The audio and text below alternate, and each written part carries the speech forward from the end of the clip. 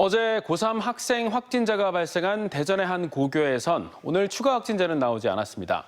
하지만 이 시각 현재도 학생들에 대한 검사가 계속 진행되고 있어서 완전히 안심할 수 없는 상태로 확진 학생의 아버지가 공주의 한 식당에서 감염된 것으로 추정되고 있습니다.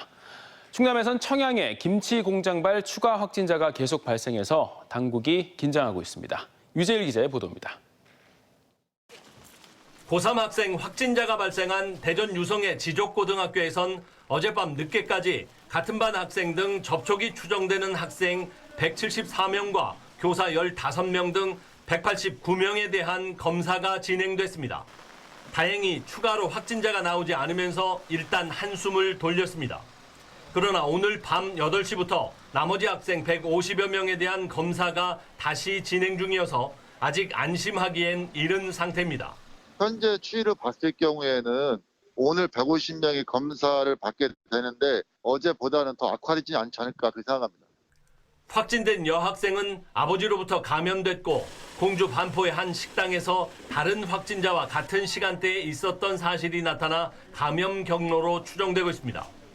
교육청은 원격 수업으로 전환하고 이 기간 졸업생들의 수능 원서 접수는 교육청에서 실시하는 방안을 논의 중입니다.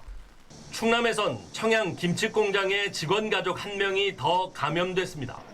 50대 직원 확진자의 남편으로 지난 3일엔 음성이었지만 자가격리 중 양성 판정을 받았습니다. 이로써 청양 김치공장 관련 확진자는 직원 19명과 가족 4명, 지인 1명 등 24명으로 늘었습니다. 천안에선 감염 경로가 불분명한 깜깜이 확진자가 또 발생했습니다. 용곡동의 50대와 신당동의 60대 확진자 모두 정확한 이동 경로가 밝혀지지 않아 당국이 어려움을 겪고 있습니다. 최근 들어서 원인 불명이거나 감염 경로가 불확실한 경우가 점점 늘고 있습니다. 고의로 감추거나 하더라도 결국은 GPS와 신용카드를 통해서 동선은 나중에 확인이 됩니다. 보건당국은 깜깜이 확진자들에 대해선 GPS 추적과 신용카드 조회 등을 경찰에 의뢰했습니다. TJB 유재일입니다.